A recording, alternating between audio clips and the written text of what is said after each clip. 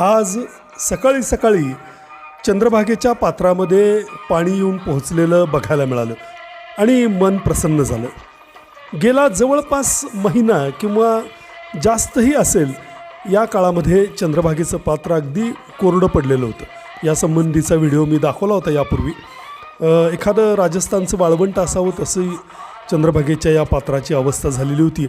मात्र यामध्ये पाणी सोडण्यात आल्याचं पाटबंधारे खात्याचे निवृत्त माजी मित्र श्रीयुत बनसोडे साहेब यांनी 2 दिवसापूर्वी सांगितलं होतं आणि काल हे पाणी चंद्रभागेच्या पात्रामध्ये येऊन पोहोचलं. आज सकाळी या पात्राचं पाण्यानं भरलेल्या पात्राचं छान असं सुंदर दर्शन सर्वांच्याच मनाला सुखावून गेलं. अर्थात धरणामधून जरी हे पाणी सोडण्यात आलेलं असलं तरी धोकादायक पातळी अजूनही टळलेली नाही. पाण्याचं दुर्भिक्ष्य मेमध्ये जाणवणार आहे.